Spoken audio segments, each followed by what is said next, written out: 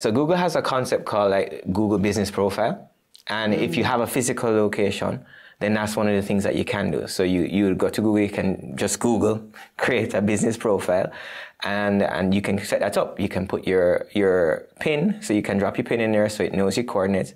You can load your name, you can load the services that you offer, you can load your email, you can load your phone number. You can give it all this information that it will then show prospective customers.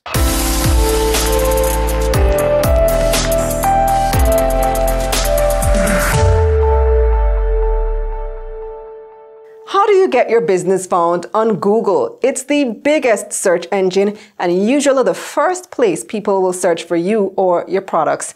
Back with us this week is Djuvane Browne. He's CEO of One Great Studio on this episode of Money Moves JA, brought to you in partnership with EXIM Bank's Business Advisory Service, giving you the tools to grow your business. Welcome back, Djuvane. Ooh, we have so much to talk about. Yeah. This time we're looking at Google. So why is it so important to get found? I feel like I'm answering my question as I ask it, but tell me the importance of Google if you're a business owner with a physical location especially. Yeah, I think for people with physical locations, my behavior is I go to Google first looking for a physical location. Why? Because the map is right there, and typically I want to use the directions or I want to call them or something like that, right? And so I feel like people default to using Google. If they can't find it on Google, they'll look elsewhere, right? So to me, it's because that's where your audience is, and they're looking for something. And the best type of customer or prospective customer is a customer looking for what you do or for your business in general. So how do you show up on that Google sheet when I type in the name of the location? Yeah. How do I get my business found there? All right, so Google has a concept called like Google Business Profile. And if you have a physical location, then that's one of the things that you can do. So you go to Google, you can just Google, create a business profile, and you can set that up. You can put your PIN, so you can drop your PIN in there so it knows your coordinates. You can load your name, you can load the services that you offer, you can load your email, you can load your phone number. You can give it all this information that it will then show prospective customers, right? And so setting that up is important. And some businesses out there have individuals that have already created profiles for them, and they don't own them, right? Oh, is somebody else creating Somebody else can profile? create your profile for you. So if somebody can visit somewhere and create a place, right? And then there's a process to claim that place as well. So if you search, you find your place and you're like, I didn't create this, there is a process of claiming that place so that you can own that asset as a business. Interesting. So how do you create it? Where do you go? Well, you just Google Google business profile. Business profile, and you can see up. it. And then if you Google your business, right? And then you see a Google business profile there, and it's not you didn't create it. Typically, it has a button there that says like claim this listing, right? And if you click claim that listing, then there's a process that they go through to verify that you actually own the place that is being listed right there. So what is the key information that you should have on your Google business profile? I think it depends. So for example, a restaurant. For a restaurant, it would be important to know what's on your menu. Like the price range is also kind of good. So knowing what you sell, like I think that's important. For a service business, the services that you sell. For a product business, the products that you sell, so that when somebody pulls it up, they can see exactly what you're doing. Because there are going to be two types of people on Google. People looking for you by your name, and then people who are looking for you because they're looking for stuff that you sell, but they don't know that they're looking for you by name, right?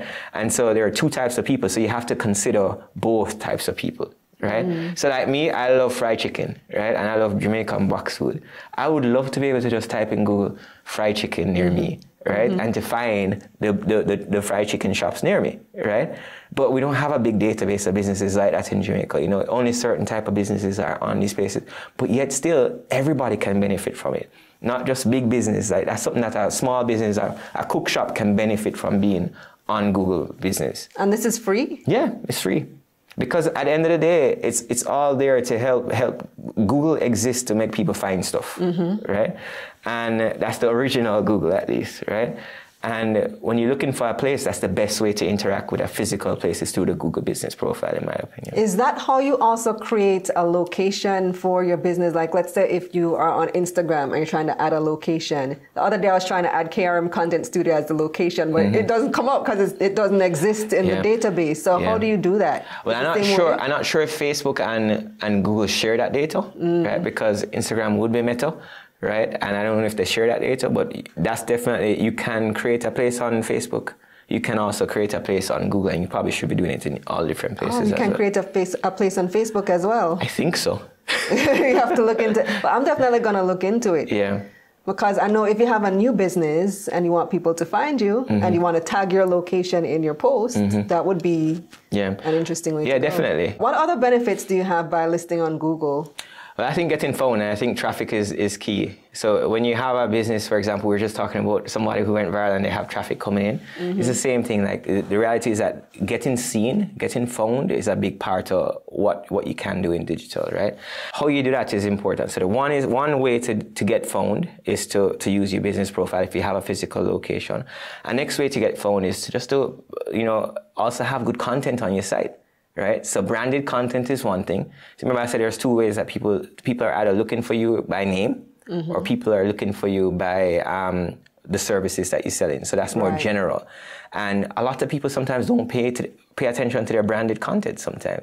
So how Google works, for example, is in order for it to connect your page or your site or a page on your site to this asset, the words have to be there.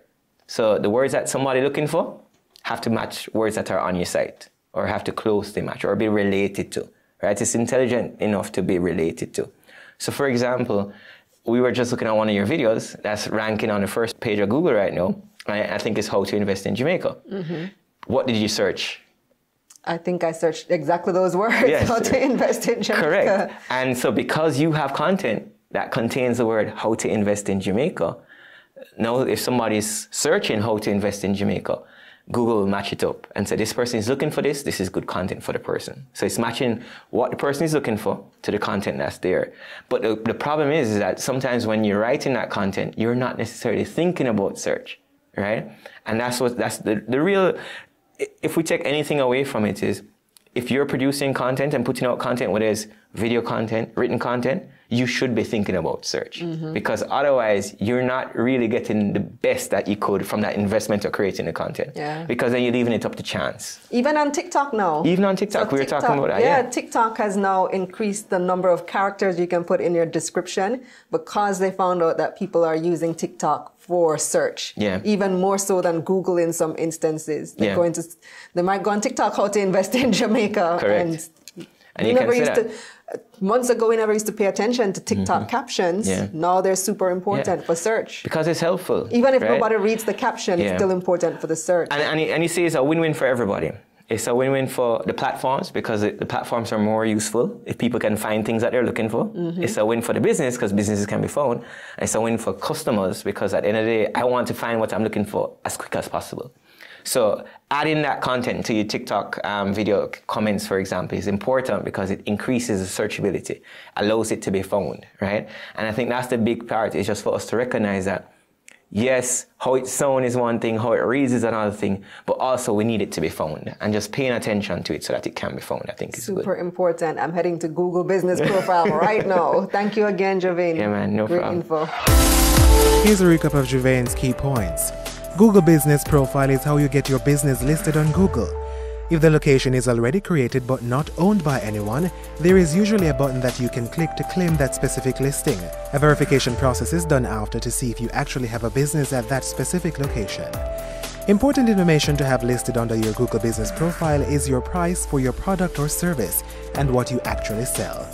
Google Business is free. That's it for this episode of Money Moves JA, brought to you in partnership with EXIM Bank's Business Advisory Service, giving you the tools to grow your business. I'm Kalilah Reynolds. You can visit my website, KalilahReynolds.com, for a full summary of this episode, and visit EXIMBankJA.com. See you next time.